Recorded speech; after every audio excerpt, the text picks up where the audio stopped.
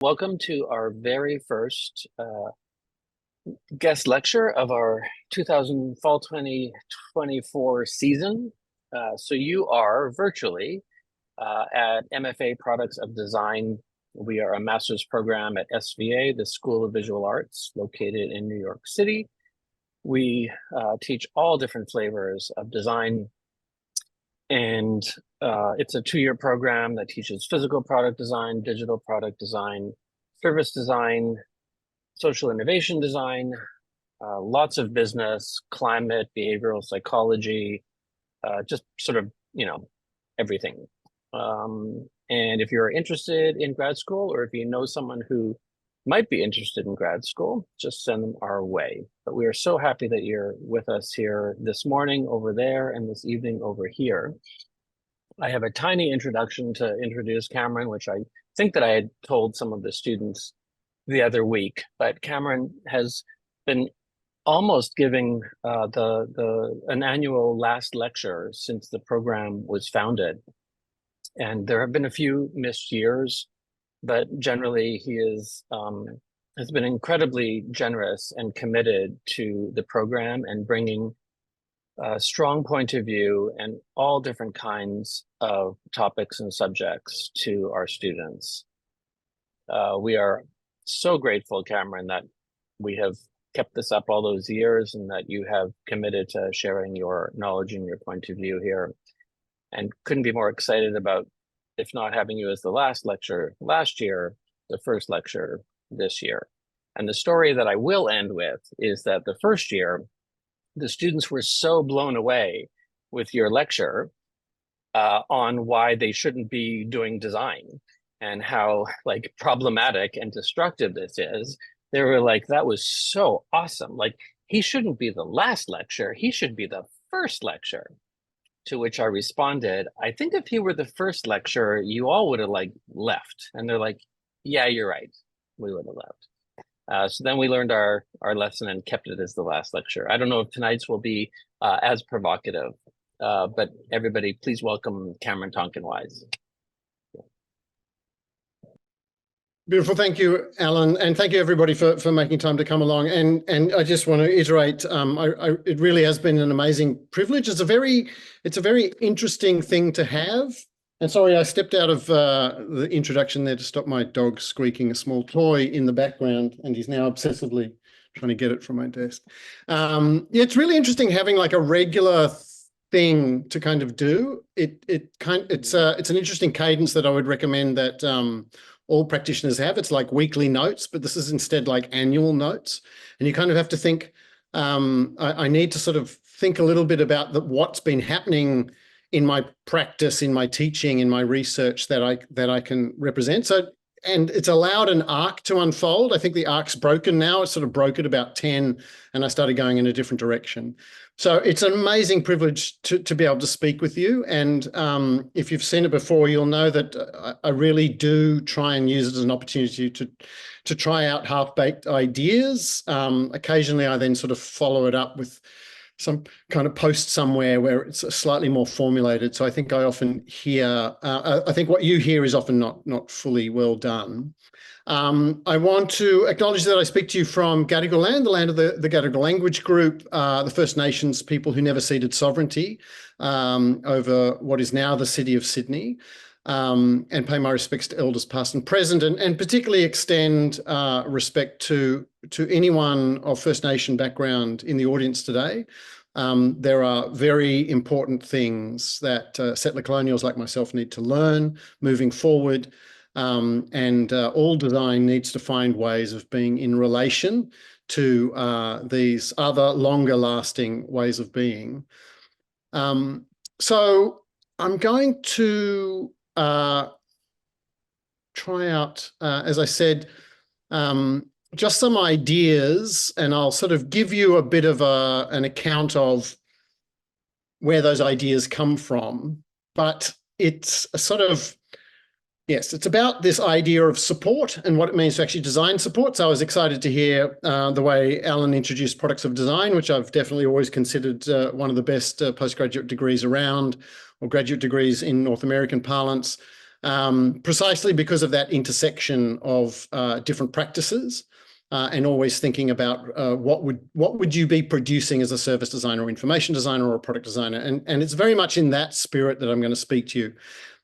But it's primarily in relation to a bunch of service and strategic design projects that I've been doing recently. But I'll just get into it so we don't take too much time.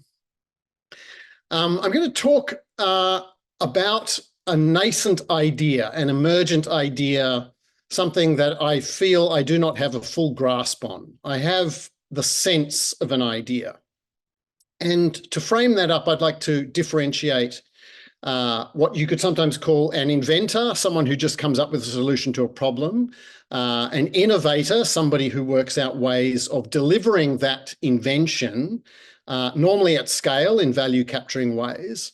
And I just make an aside to say I've always been very fond of Ezio Manzini, amongst other definitions of design, just has this quite nice early definition of design in his work, in which he says design is a way of working out how to retain the quality of an idea as you attempt to scale it, as you attempt to make it work at quantity. There will always be some compromising of the original quality to get it to quantity, but you don't want to compromise too much. And that's the expertise of a designer.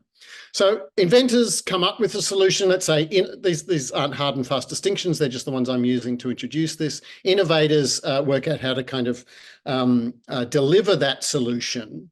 And entrepreneurs, described particularly by Fernando Flores in this co-authored book from I think late 90s almost, and Charles Spinoza has a new book out, which I'll refer to in a second, defines an entrepreneur as somebody who's particularly concerned with making organizations and make organizations that have a kind of culture.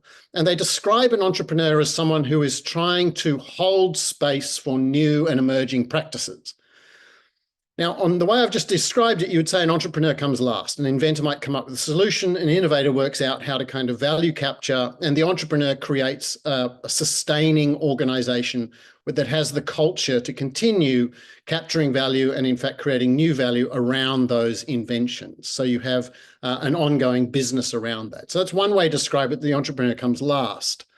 But there's another way in which you can think about an entrepreneur coming first, which is also what Fernando Flores describes in that book, because they don't actually know what the problem is yet. It's not yet time to have an invention. You just have a vague sense of the problem. You have a sense of a gap. You have what they describe as a kind of anomaly. And in that case, they're using Thomas Kuhn's work, if you know your philosophy of science and the idea of kind of paradigm shifts in scientific knowledge. There's this idea that you're in one normal regime, and then you begin to sense that there is another regime. There's another way of looking at the universe. There's another way of feeling things. And an entrepreneur is someone who tries to hold space for what might come. And if you know anything about me, you know that I worked extensively with Terry Irwin and Gideon Kossoff on transition design. So this is transition design in other words, but I'm just using this kind of entrepreneurship language today. And just again, an aside, if you're a designer and you're doing design research, I think a really beautiful way of thinking about this is that when you're doing qualitative research, when you're doing sort of long form interviewing with research subjects, with potential users, with stakeholders, interestingly, there's a Heideggerian psychotherapist who had a technique called focusing, which might help you in your life as well. But he has this very beautiful way of describing, Eugene Gendlin, that when you listen to someone talking, they will often have a felt sense in their stomach of something they want to say, but they will throw words at it and they'll have a series of words and then they'll trail off. And they'll trail off into a ... And Eugene Gendlin says, as a psychotherapist, that's gold because it means there's something there that they're trying to say.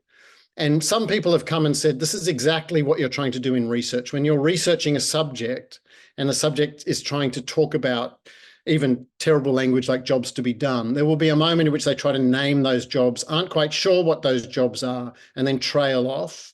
That means they are sensing something to come. They are sensing that there's a problem and they can't quite frame it yet.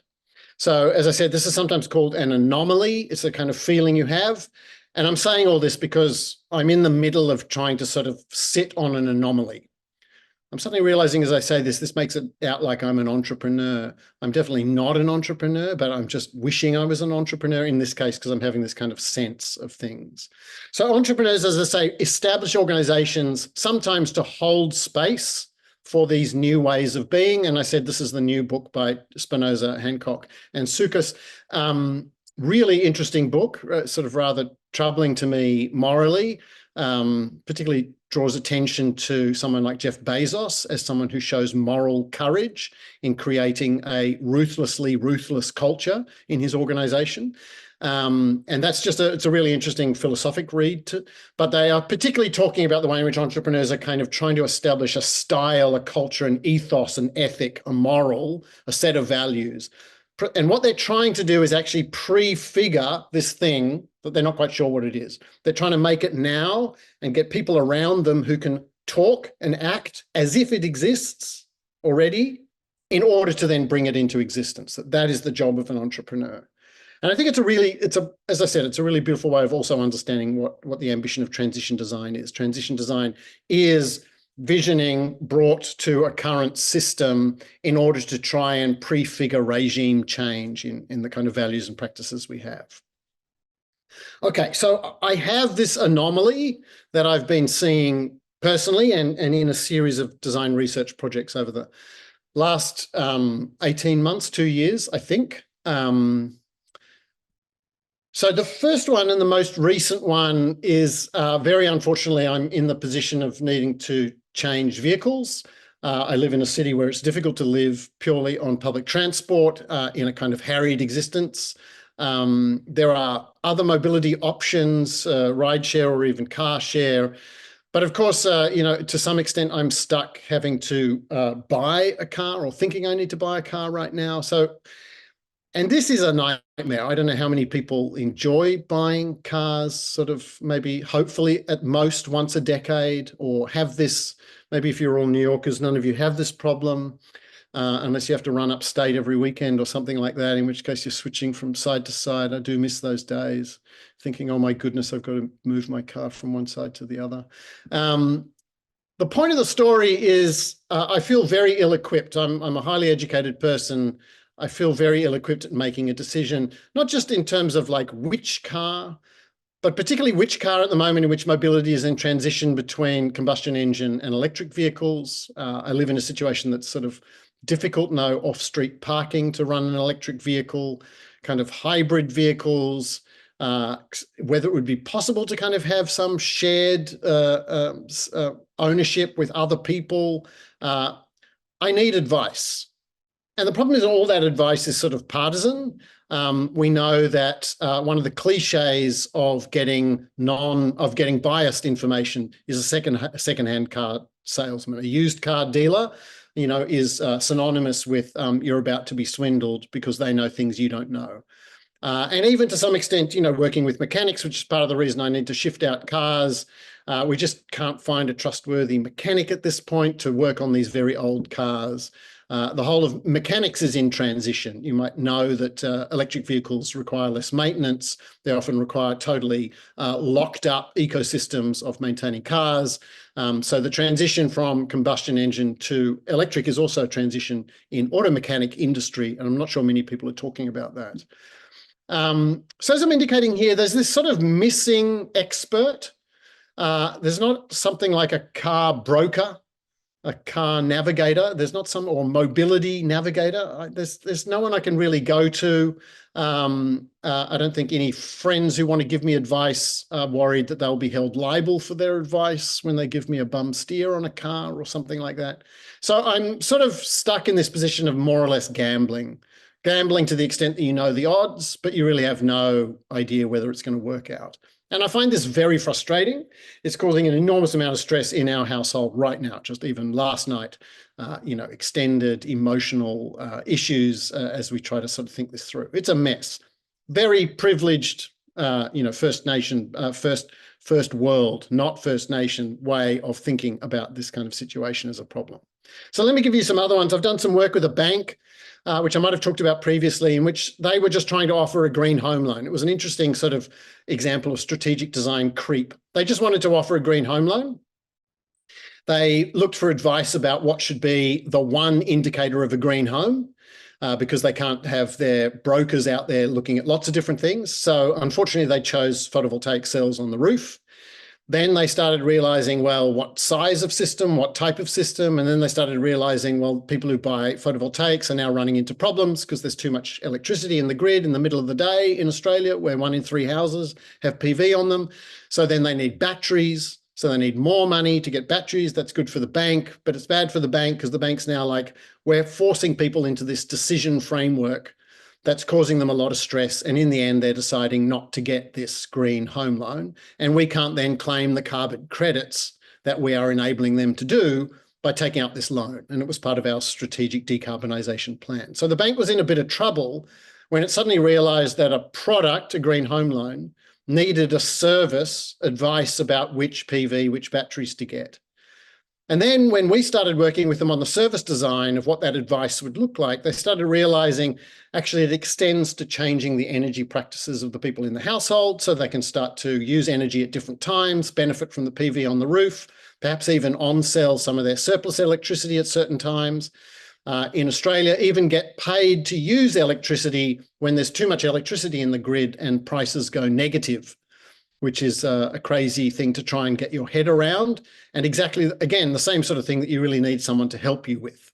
Economists are often fond of saying negative growth or negative price, but to most of us, these things are just stupid until they are actually things that we could be benefiting as households from.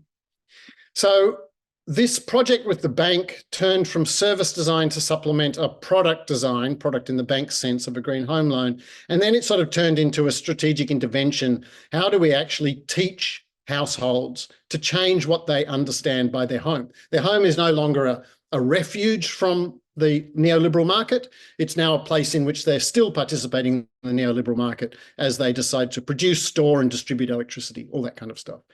And again, the question was, so who advises them? Like, should a bank be advising them? We did a subsequent project in which we just scoped, well, maybe it should be these particular guys on the roof here. And unfortunately, it is men. I've gone to another research project which involves that 98% of the people crawling around on roofs trying to do installs are men. And if Australia is going to meet its targets for renewable energy, it needs many more installs happening. And the only way to do that is to try to get more women into the sector. And to get more women in the sector, you've actually got to change the very, as we say in Australia, blokey culture, the very masculinist culture of these tradies. So to kind of, all of a sudden you've got sort of gender politics playing into the sustainability transition around energy. But we did think it was these people who in the end can be trusted purveyors of information, these tradies, these installers. This was a nice piece of graphic design, by the way. We asked the graphic designer to make it look like a contract sheet for a building job for this report on a workshop about whether we could actually get these people to be these new types of advisors. Another quick project, I'm working extensively at the moment with UARC, the UTS Aging Research Collaborative, which refers to research into aging, not research that is aging. And we are at the moment doing sort of design research in which we're trying to develop a tool that helps people plan for aging, not just make decisions about aged care or residential aged care, big topic in Australia. Just even today, the government have got new legislation raising the price of government subsidised residential aged care. But thinking in general about succession, wills, powers of attorney, should you lose capacity, cognitive decline, what are called advanced care directives, how you want to manage your end of life, all these sorts of projects. So there's a desperate need for people getting help to plan for aging, help with their finances and their health, and obviously not just their finances, but negotiating with their children or their friends, or who actually gets the house when. All of this is causing a lot of tension in Australia. It's often referred to as inheritance impatience. So again, there's this kind of interesting question of who could actually be what is sometimes called an aged care navigator, who could actually help Sometimes these people are social workers, sometimes they're health workers, sometimes they need legal training, sometimes they need to be highly skilled group interventionists to try and get to consensus. They need to be facilitators. There's this weird category. I hope you can see the pattern that's emerging here. This started as an information visualization design project. How can we kind of help people visualize their decisions they're going to have to make as they age? I'm pushing that we take some inspiration from very old work by Jeff Conklin around what's called dialogue mapping, a kind of issue-based information science in which people collectively draw their decision frameworks and their rationales for them. But it began as information visualization, turned into kind of service design, and is now asking this question of kind of help. Who can do this help? Last example, we're doing some work again with the bank on ways in which the already changing climate is changing, for example, natural disaster maps, risk maps. I know this is happening in the US extensively in lots of different areas and not just Florida, in which all of a sudden changed weather patterns mean that houses in low-lying areas are now uninsurable. So reinsurers who insure insurance companies are pulling out because it's just too big a risk. So then there's no backup for insurers. So then insurers either put up their prices extensively or pull out completely. So all of a sudden you have this weird situation in which people are deciding to buy in a housing crisis, affordable housing, and needing advice on climate change. And they're needing advice on the complicatedness of insurance. There are insurance brokers. As with used car dealers, you really hope that they're not being misincentivized in the background in ways that you can't see. You really want some sort of professional standard transparency on your broker.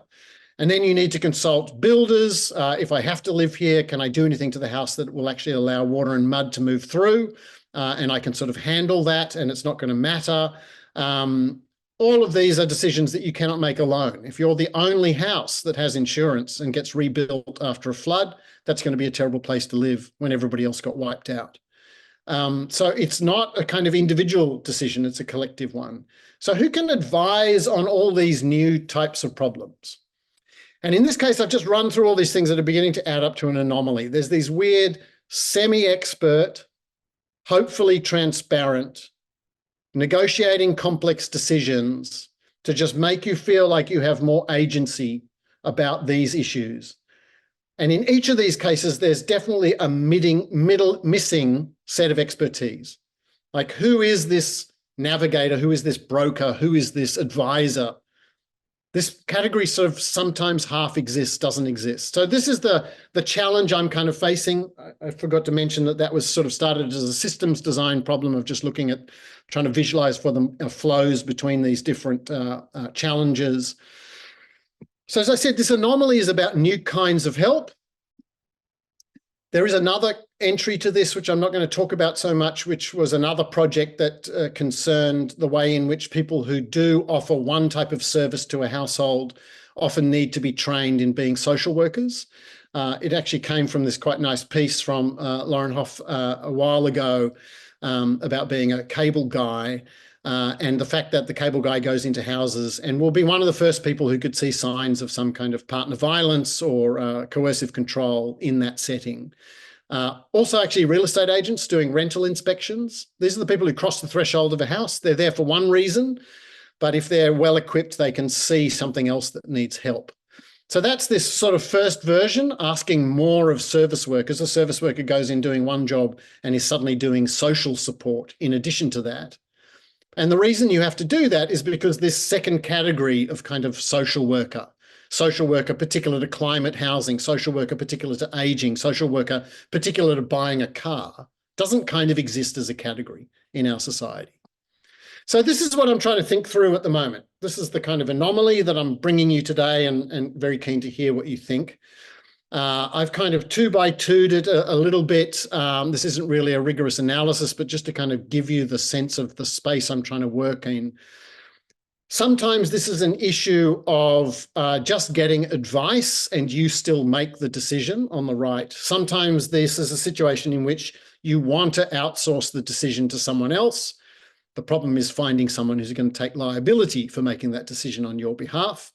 Often you can only get access to somebody who makes the decision for you if you can show some kind of incapacity. Incapacity by being a child, in which case you can hand over or have to hand over most decisions to a parent or guardian. So they're in the kind of generalist space of making decisions for you. You might be an organization that's gone bankrupt, and you have a very specialist offering, and you bring in an administrator who makes decisions for the organization in order to try and make those difficult decisions to get you out of bankruptcy. And then I've kind of just spread things around there. I'm not sure these are accurate. You know, friends often are just giving you advice. Sometimes they take their friendship seriously and really sort of force you to do something you don't want to do. So I've kind of put them halfway between make a decision for you and you make the decision. Life coaches are generalists, but the whole point is for you to come to a decision. I very stupidly put Reddit down there because even though they handed over the entirety of their space to train artificial intelligence, it is actually still, if you are Googling something and then you put Reddit at the end of it, you're likely to actually get to someone who has lay expertise rather than some synthesized piece of rubbish using a next word predictor. So it's just a little tip. And you will still have to make the decision. You'll have to use your media literacy to determine whether this Redditor is a complete freak or not. But generally, you can find how to do things and get some advice in the depths of those kinds of circles. Obviously, there are better ones than Reddit. I'm just using that as a kind of example. Consultants obviously make an entire wealth industry and do quite a lot of corruption at the big end by appearing not to make decisions for you and framing up decisions, and you make them. As is always the adage, no one ever got fired for hiring McKinsey. And so if you want to make a decision and don't want to bear the responsibility for it, just hire McKinsey, tell them what to tell you, they'll tell you, and then you can say they told us to do it, and then you can do it. And unsustainable industry follows on from that. And I'm using McKinsey there as a metaphor for all Big Four consulting, and Big Four is no longer just four, just to make sure that I'm not libeling McKinsey per se. You could start to say, all right, well, this is the difference between a counselor and a therapist. Let's say, I'm not sure these are hard and fast distinctions. This is the difference between a student advisor who is sometimes sort of trying to help you. I think it's important, by the way, for a North American audience to understand that student advising, which is a profession in North America, like it has an industry association, they have conferences, they have their own journal. It's obviously a large employer. It's a very distinct skill set. It is particular to North America. One of the things I'm constantly badgering my university about is that they really should have student advisors. It's kind of incredible to me that you can go to college in America and you basically get assigned a caseworker who's going to help you make decisions both about your partners and your subject choices and the kind of careers you had and how to negotiate your parents who want you to do one thing and you have to do something else. They're an incredible example of what I'm trying to look at. So I have an anomaly and then I have proto-examples, and a student advisor is one of them. You might have seen talk of doulas. Doulas, obviously, as people who help in birthing, there's now a trend to use doula in relation to other things, which might be a death doula, for example, to help people through the process of planning for death and moving through dying and then grieving afterwards. Obviously, I've mentioned a lot social workers. A supported decision maker is often it's an anomaly because the word suggests that it's somebody supporting somebody who's lost capacity to make a decision, but invariably the supported decision maker is actually just the decision maker. And so there's a lot of controversy in that space around disability care, particularly in the cognitive disabilities section. And this idea of navigator, I mentioned it before, there is this new really interesting category of people popping up called aged care navigators. In the course of our research, I've talked to a couple of them, and they are incredible people. I mean, they just know a complicated system. They know options that you would never have discovered just by Googling around, even if you put Reddit at the end of it to try and avoid artificial intelligence. And they have a kind of social worker's sense of understanding your own needs by talking to you. So they are this incredible bridge between a very complicated space and your complicated needs. And it's a really distinct skill set. So I think, some of the key examples of what I'm trying to get at here are student advisors on the one hand and aged care navigators on the other. What is this new category of person? What is this domain? How do we begin to design for it? How do we begin to transition to enable these people to be empowered in our economies?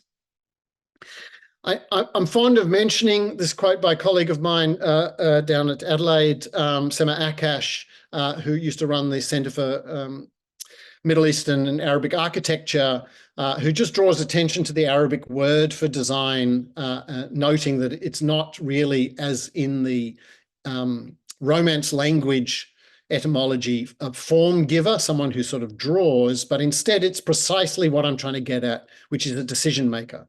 But the Arabic term means more somebody who is good at determining, making up a mind and resolving, that these are people who can help you make a decision. The reason you go to a designer is not that you've decided and you just want it done. It's because you don't know what to decide. And I think it's a really beautiful definition. And so that starts to indicate why I'm calling this support worker, supported decision maker, a designer. That's why I'm talking to you as people in products design about this anomaly. I want help kind of working out what this is. It's important to then recognize, so why do we have this problem? Why is this sort of anomaly occurring to me in my work and my life? And hopefully the anomaly is resonating with you. Why do we have it? The way society's dealt with these problems, at least in the Western model, which is sort of the globalized version of how to deal with this, is governments outsourcing to licensed professionals.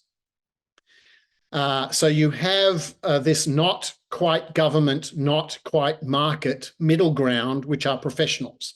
The job of a doctor is to administer health advice to you, not under market conditions, but also not under government stipulation. So they have independence supposedly of both the market and the government.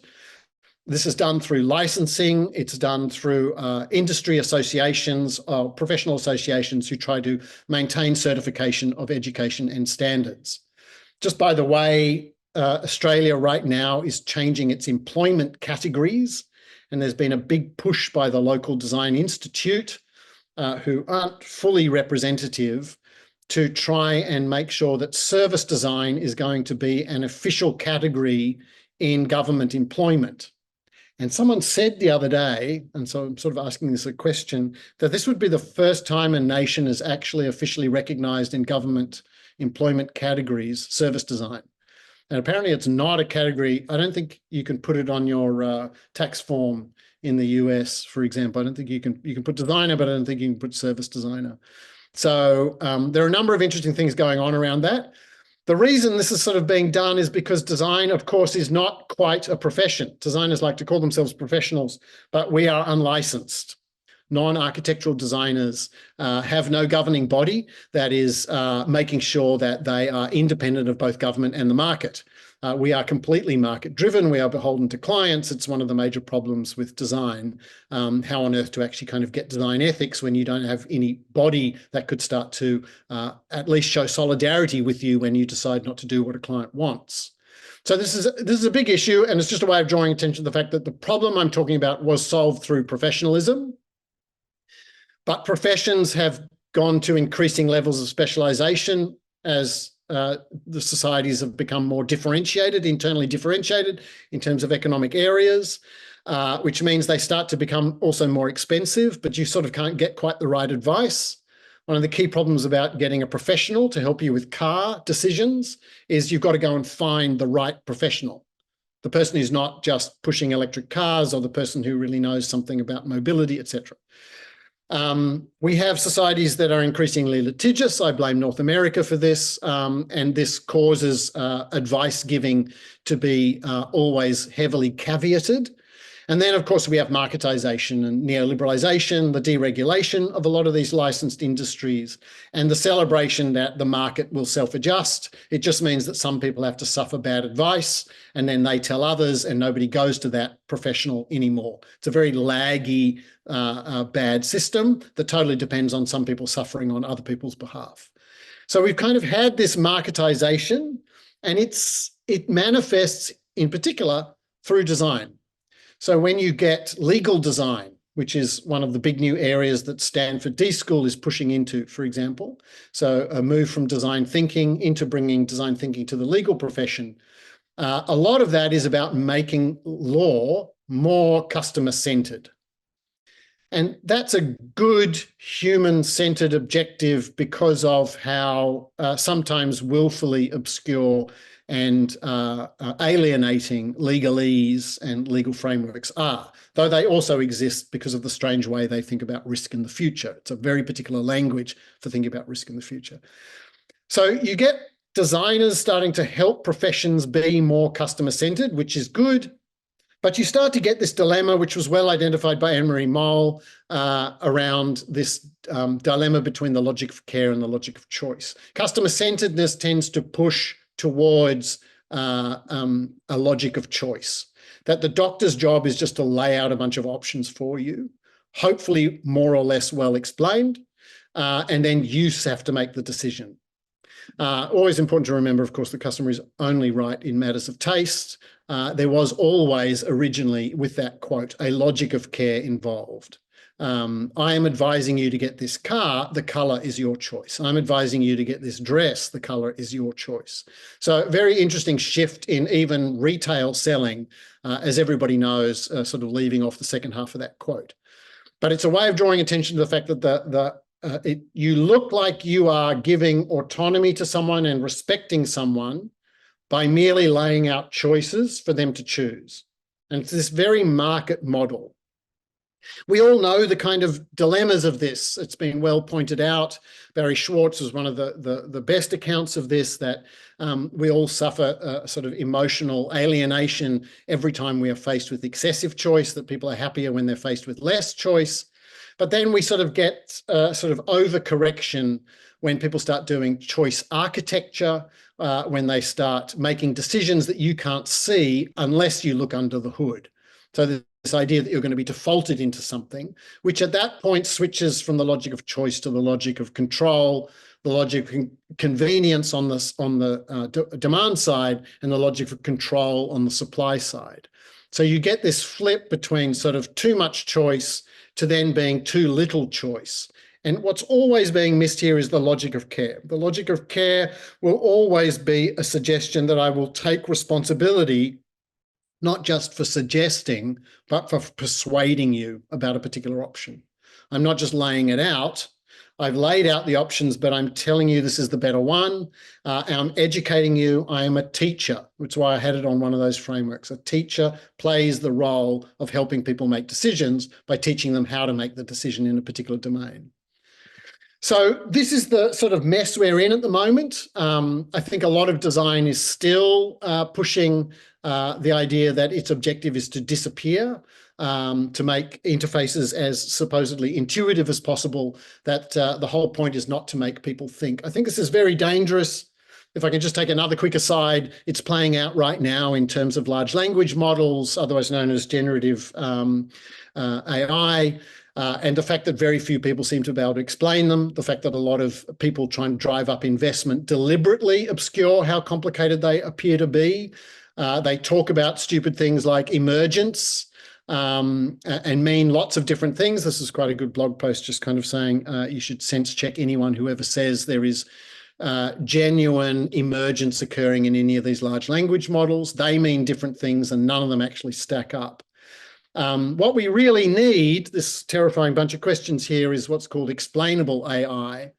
This is a very large list of questions, which really you should be able to answer before ever depending, even just for submitting an assignment or summarizing a report. You need to ask all these questions and be able to answer them. in order to be able to feel like the advice that you are getting out of some system that is a large language model, a next word predictor, a stochastic parrot, actually can be given any value at all. So the problem with the kind of nudge situation is that it's precisely refusing explainability. It's like, oh, it's all too complicated. People don't like complication, so let's just default them into what we think is best. That's not the logic of care. That's the logic of control. The logic of care is taking time to try and teach people how to negotiate these things. Last two issues that have just been causing this problem are unsourcing in general. I think the digital transformation, I make this point often, in Norway, Frederick Matheson pointed out to me that in Norway, all government digital transformation is generally known as designed for self-help, designed for do-it-yourself. And I thought this was a really interesting reframing, that digital transformation under the guise of making it convenient, mobile first, is part of a longer trend of businesses unsourcing their services into you get to do it yourself. You can be your own bank, as I've stolen this particular logo here. You are the unpaid labor, and you do it in order to supposedly get customization. So we get to control these things, and we are no longer supported in making these decisions. So we are granted a type of autonomy. We are given a sense that we have freedom of choice. But as has long been pointed out from some of the early social historians of capitalism to some of the great sociologists of current society, the cost of freedom of choice is risk. You don't get the choices made for you in a kind of small village context. You move to a big, exciting consumer class city where you don't know anyone and anything is possible. But every decision you make occurs under the guise of what's called responsibilization. You are responsible for the decisions you make. And all of this is sort of what causes, I think, a generalized terror. It's a generalized terror in being a human in a modern society these days. There's nothing worse than reaching a big decision point like I'm going to have to buy a car, or I have to start to decide what my mother's living situation is, or I need to start to think about some particular health risk I'm now liable to because it got picked up in some test. These are all insanely complicated issues occurring at every level. Obviously, I'm talking about only white privileged ones here, issues of how do I possibly negotiate structural racism as a person of color while trying to get entry into a particular employment sector. These are all things in which we have supposed equality of choice, but through responsibilization of risk. And so it's a real mess. And when I started thinking about this anomaly, I was like, you know, my frustration at trying to buy a car, people's frustration at trying to know whether they can get this kind of battery or that kind of battery for their PV system so that they can tell their family they're doing something about climate change, and then having no answer to that, that's the moment at which I start to get really mad. That's the moment at which I start yelling about politicians. That's the moment in which I start demanding that somebody start limiting choices. That's the moment at which I start demanding a reduction in diversity in society so that there is less complexity for me to have to choose from. There is this desperate cry for agency, which it goes all the way down to, do we actually have support workers? That I think is part of the problem that we're seeing in terms of backsliding away from democracy, for instance. So to finish, what is this thing? What are my nascent ideas about this? And I'm going to pivot in a sort of different direction. I sort of indicated that I'm trying to work out how to design for it, but I think a lot of the projects have realized that there's a bigger transition, which is trying to get people to be open to support. If the whole of kind of modernity has been structured around freeing yourself from, as Kant said, self-incurred tutelage, it's very important, according to Kant, and the whole of modernity, Western modernity has structured itself around saying you need to be in a situation in which you have the courage and resolution to act without direction from another. Have courage to use your own reason, which is, of course, the slogan of the alt-right and the whole of the manosphere. Do your research, right? By Googling something and immediately ending up in a YouTube nightmare. So the Enlightenment is causing enormous problems because of its insistence on core values of autonomy. and I'm on very dangerous political ground here. I really need to be a political theorist to articulate this more carefully. I'm just trying to point to it in a very nascent way as a kind of design objective, to kind of say, when you design entirely for autonomous, individualized customers with freedom of choice, you are going to be participating in the thing that's causing a lot of problems in our society. So as we experience the sort of decline of that model, there's a need to accept help, to try to recognize that we all already, but particularly through life journeys and into transitions of our societies into climate change, for example, we are all going to need support. There's this very nice, as you can see here, Danish model in relation to elder care called help to self-help, which is that you are designing towards not independence, not a kind of what I'm calling here defiant independence, using some of the language that Hartmut Rosa, German sociologist of resonance and the uncontrollability of the world, really interesting thinker, sort of talks about. It's not a defiant independence. It's instead a tolerance of interdependence. It's not dependence and it's not independence. It's trying to find this support worker in the middle. How do we design this type of service? So I'll give you just a couple of quick examples returning to the jobs I've been doing. When we were thinking with the bank about disaster recovery associated with floods, a lot of the rhetoric around disaster recovery is disasters are natural. It's in the word. Natural meaning they're kind of necessitous. There's nothing you can do about them. They are exceptional. Hopefully they're really rare. They don't really occur 1 in 100-year flood. And then the job is to build back, to be resilient and get back, to bounce back to where you were right at the beginning.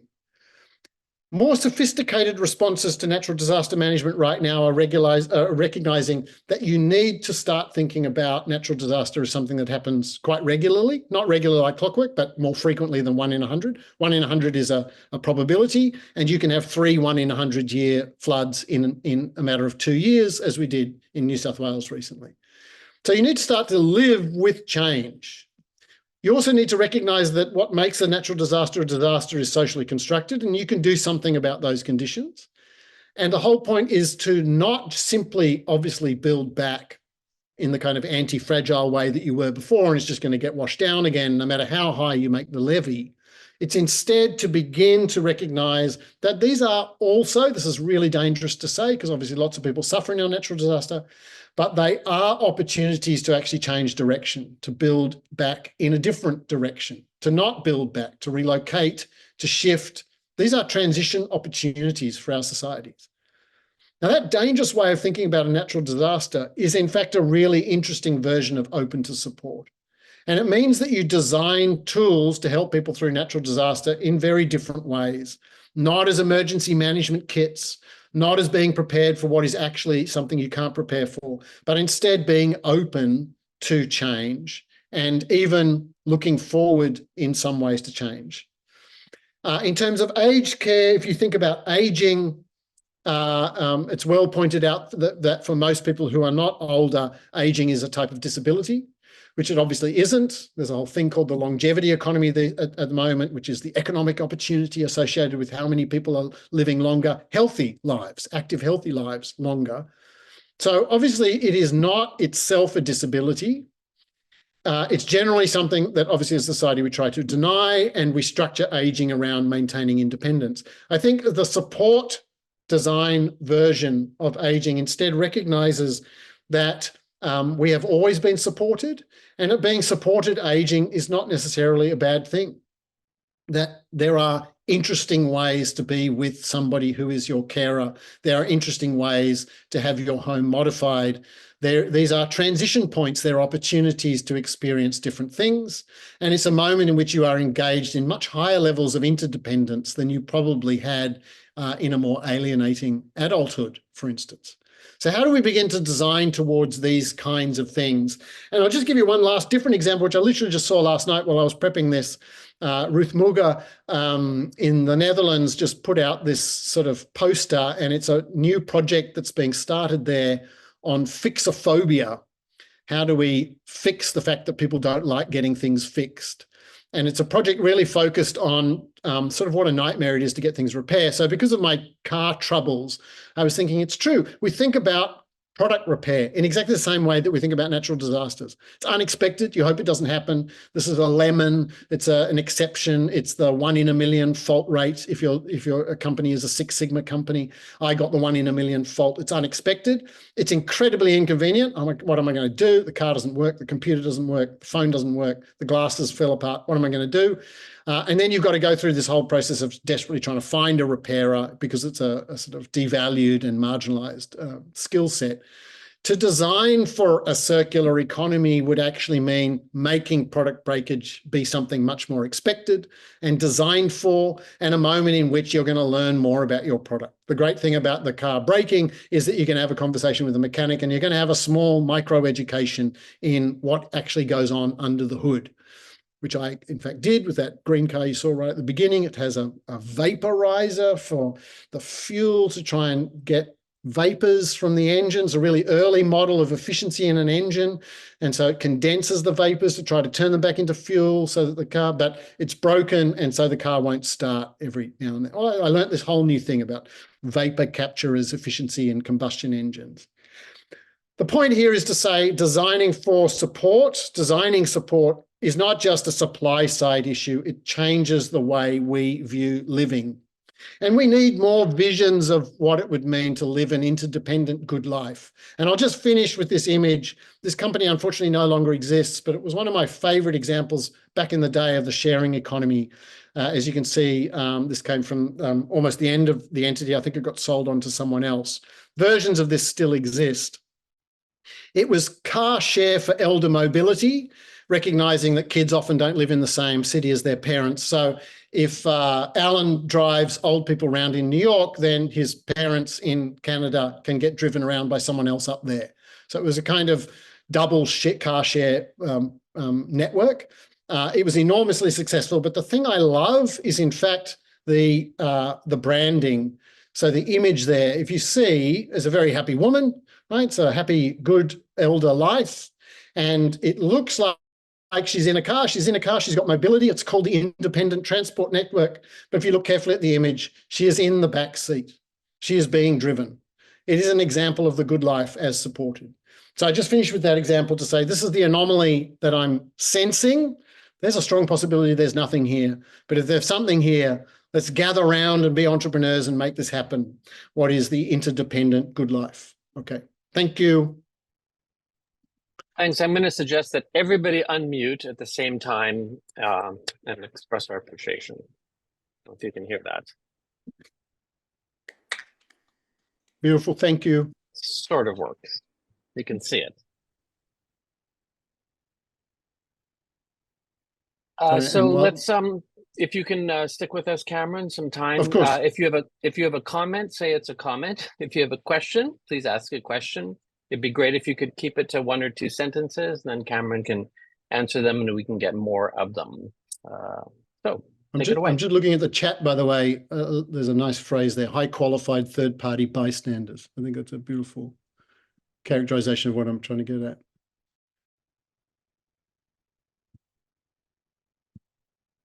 Yeah, any questions?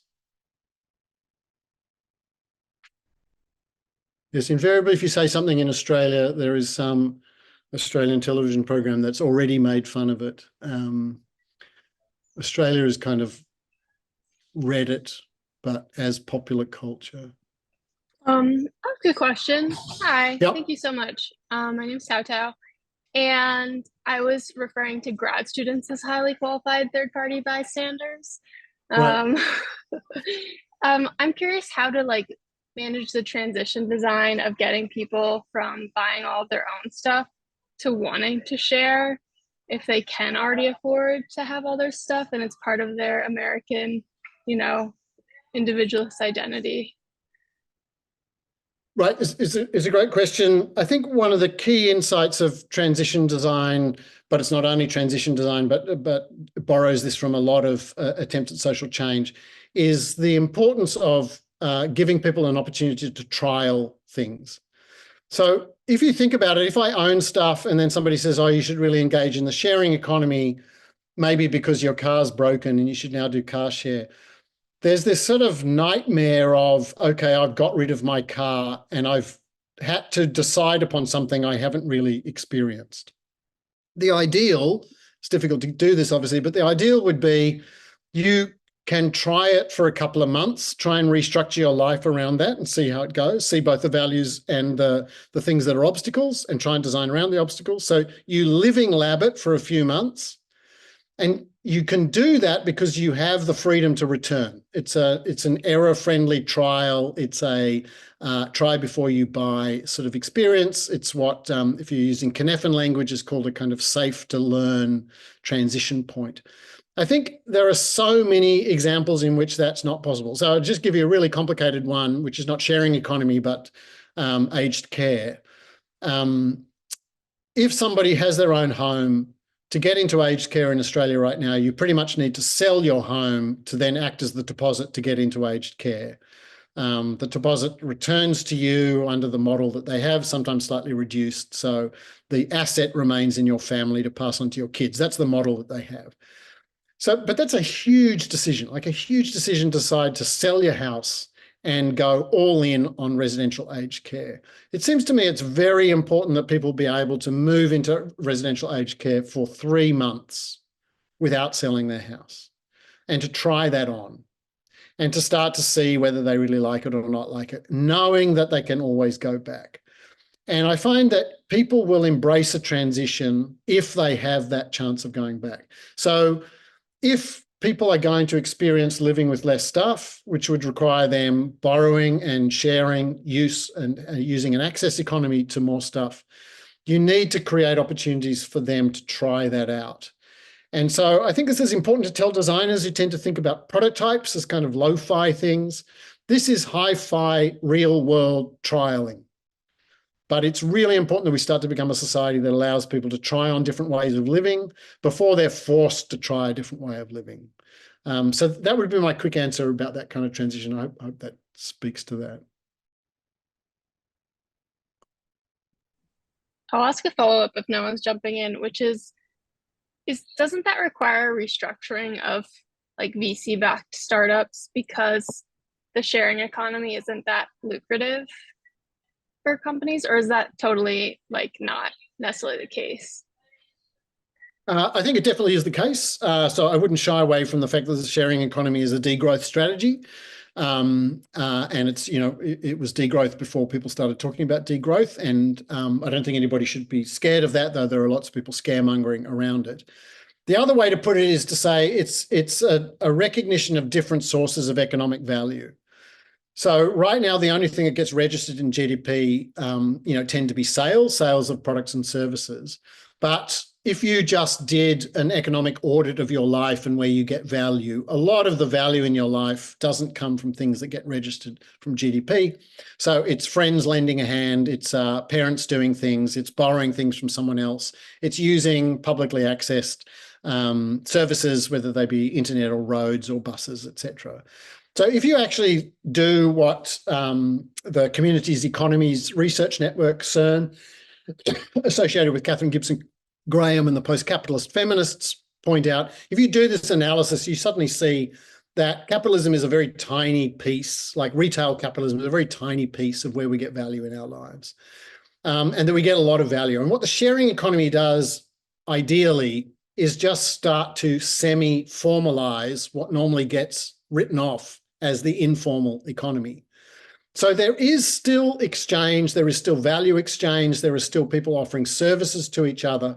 It's just that they're not going via bought services as an economy.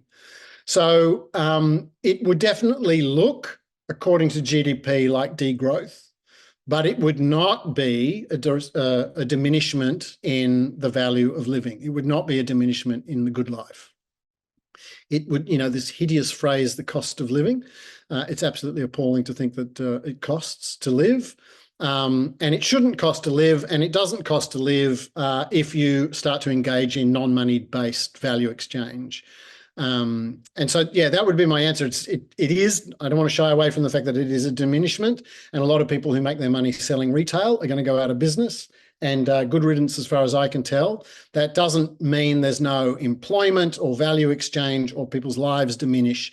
It means a transition, a socioeconomic transition. So you do start it by trialing what it is both like as a consumer to use shared goods and to trial it for a neighbourhood to start no longer being dependent so much on a big box retail store, and what that would do to local employment. You need to trial these things as well on the supply side.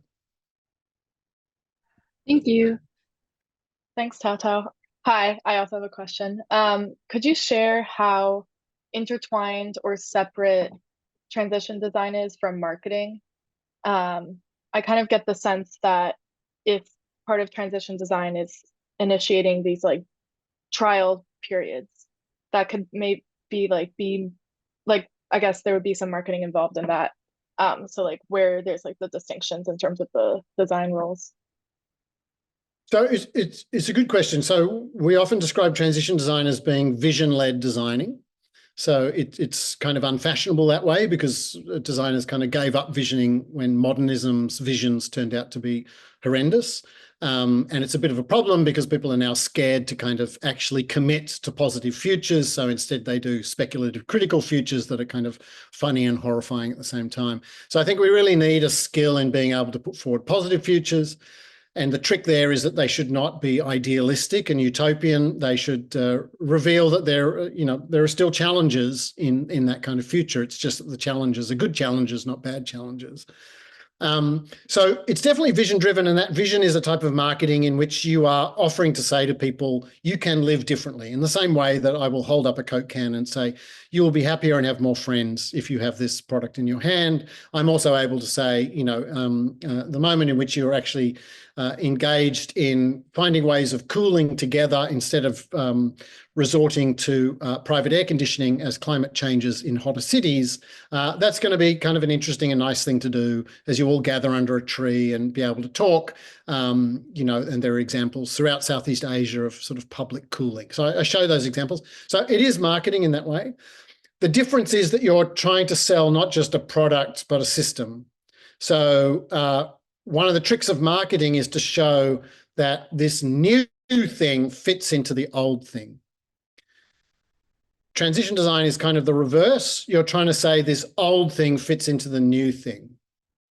So it's a bit, you wouldn't want to do this, but it's a bit like saying you can drink a can of Coke with some friends under a tree as you all gather to have respite. We've decided to shift the working day. It's too hot during the day. We're adopting European traditions of working at night. And during the day, it's a kind of leisure. What used to be called a siesta, but now you have it with a Coke can. So you're trying to sell something different. You're trying to sell something at a different scale. And then the last difference is it's not so much marketing as conventionally what's called innovation diffusion, because you are trying to think about trialability, modeling trialability, reducing complexity, but you're trying to get people to do that themselves in a kind of protected space. And that's what I mean by saying it's a bigger experiment.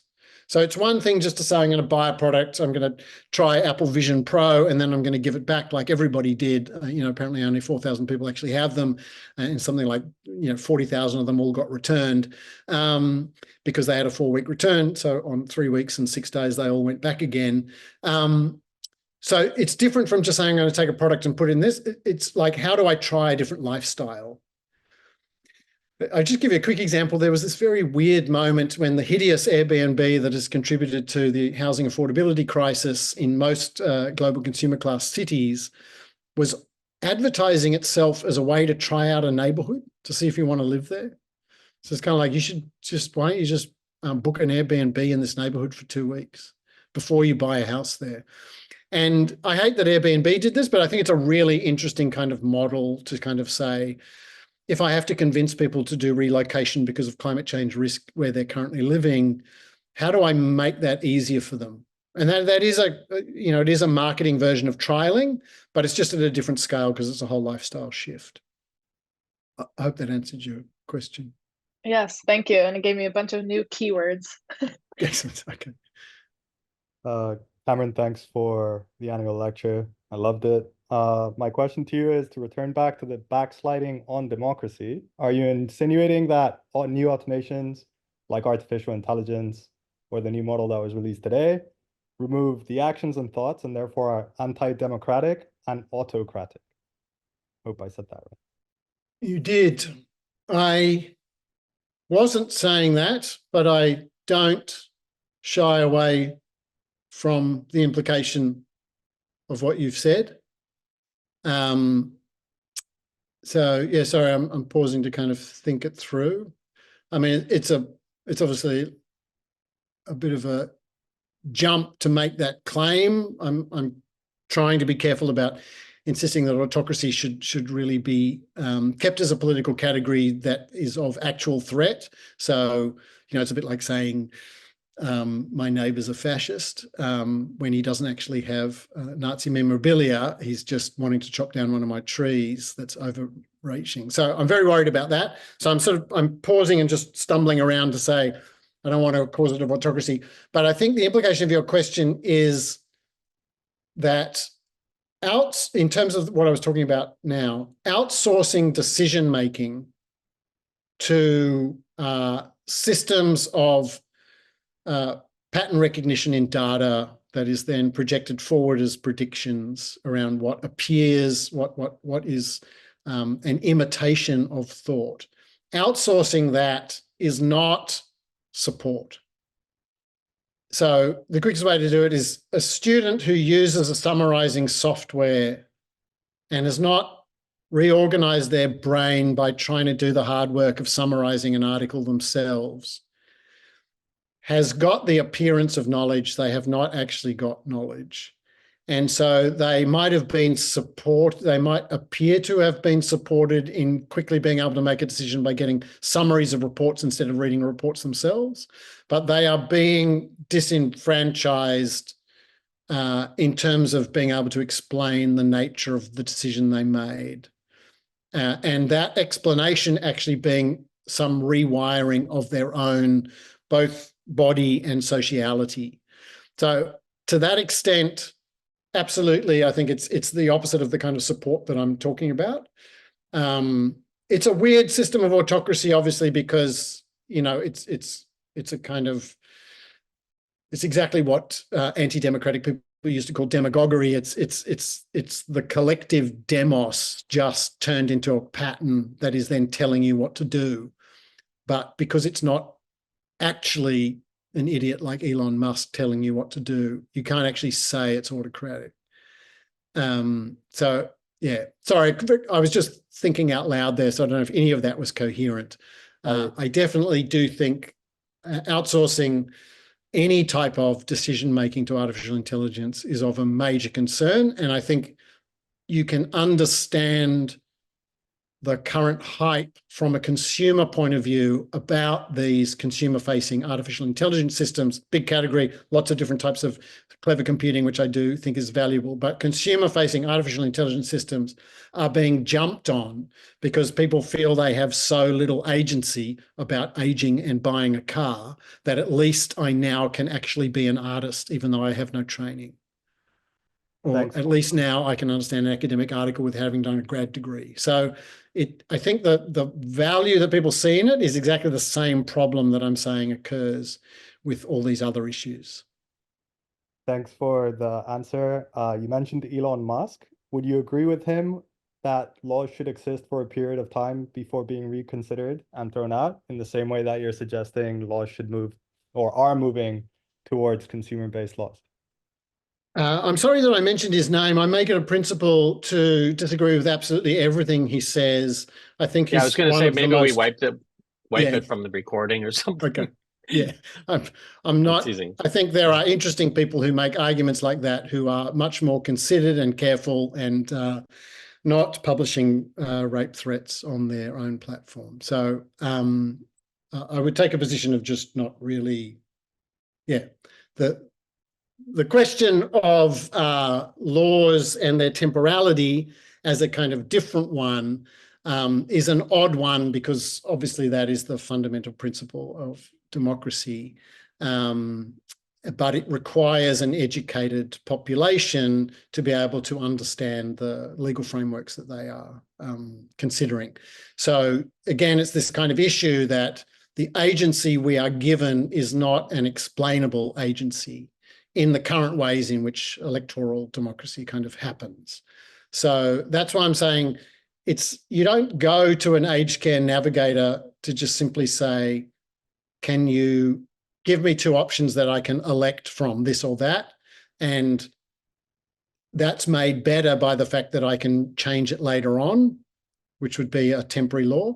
The value of an aged care navigator is that they are in fact a teacher who teaches you something about yourself and about the system and about options and about ways in which you could change your own being to actually accept values you don't currently commit to, which is like having aged care support worker alongside you.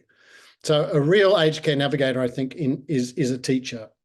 And so that's what I mean by saying, in terms of temporality of laws, people need to have a principle of education, which is exactly what's being undermined by artificial intelligence or opinion aggregating on social media. I'm going to jump in with a last question here, just taking a look at the clock. It's interesting because unless I'm wrong or misremembering, I think one of your lectures for us in the past years was actually on the topic of care. And so I kept looking for that word to pop up as you were talking about health and interdependence. And then, of course, it started popping up. And I thought that was really sweet and beautiful and frankly, like satisfying to see that in some sense, that's actually what we're talking about. And then I'm like, yes, Cameron actually gave a conversation on this. It's a good point. I did talk about that last time in terms of service economy, and I mentioned it the ideas of that last talk just briefly when I said one way to understand this anomaly I'm trying to point to is the emotional labor that is on every service worker, an in-person service worker, who encounters strangers on the basis of an agreed service offering, but will always encounter something else about that person, which could be interesting, but it could also be kind of traumatizing, right? So somebody who comes into a clothes shop and I'm the retail worker and I'm just showing them some clothes and they burst into tears. And at that point, there's this dilemma for the service worker, which is what I was talking about last time, which is kind of like, I'm going to have to step out of a role now and be a person, but I've been told that I need to drive up sales. And so I'm now actually going against the job. So to be a decent human, I actually have to push back on the way this job's been framed. And that's the tension in service work. And that's the care side of it. This time I was trying to think more about what the demand is. So I'm trying to think about the person wandering around who's suddenly bursting into tears because they don't know what to do about their mother's aged care. And that's why they were kind of doing some retail therapy, but it turned into a social work session. So I'm trying to think about that other side, which is why I didn't emphasize the care. And there's just one other point to make about this, which is there's a bit of a political movement, particularly in Australia, where there's a lot of talk around disability frameworks, because we have a very large government initiative, which is really progressive, but it's running out of money, called the National Disability Insurance Scheme, the NDIS. And it's enabled lots of people to be able to design their own care packages. There's a strong emphasis to not refer to the people providing services to people with disabilities as care workers, because, as Dave Graeber pointed out, care is this beautiful way of saying it's something you should do without needing to be paid for it. And so I can pay you very little money. So there's a real strong insistence in the coding of the employment category to call them support workers. I'm not a care worker, I'm a support worker. I will obviously do it carefully. It's not a profession yet, but part of the ethos of being a support worker is to do it carefully. But I am providing the service of support, and it's kind of more structural in the way that support suggests kind of a beam in architecture. Literally, kind of that's the etymological meaning. It's somebody underneath you carrying you through a transition. And so that's why I was emphasizing this time this kind of idea of support. So I'm glad you mentioned that, because it was a tacit thing in what I was shifting from last time to this. I think that that's a perfect sharpening, actually, from the last one. I really appreciate that answer and spending time with us. Can we persuade everyone or most of us to turn on our cameras and we'll take a group photo? Should be great. I guess we go 3, 2, 1. Oh, hold on. People in the classroom are coming up to the camera. There we go. All right. I can shoot away. I'm going to use my phone to take a picture here.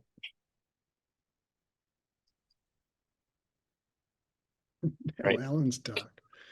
Beautiful. Cameron, where can people learn more about your work, follow you, get involved with your efforts? Primarily, I suppose, LinkedIn. Unfortunately, the hideous and horrible LinkedIn is the last social media platform that I am present on. I definitely exited the other one when it was taken over. I do have a Mastodon instance, but that's only for sort of silly things. So if you really want to get in contact with me, just hit me up on LinkedIn. I will be accepting of all connections. And then you can probably find my email somewhere. I would love to hear more if anyone has questions and comments that they didn't get a chance, or things that occur to them as you're kind of wandering around your evening this evening. If it's an evening and something occurs to you, I would really love to hear from you. As I said, it's something I'm not entirely sure of. I'm talking about it to make it present, but a negative result is still a good result in research. So do give me feedback. But thank you, everybody. That's great. I think you're getting lots of thanks in the chat, so you can I can hang out see for a few more seconds to see those. Thank you, thank you, Cameron. Thank you, everyone. Come to our next event, either in person or online when they're available. And we're so happy that you're here with us this morning and this evening. Thanks.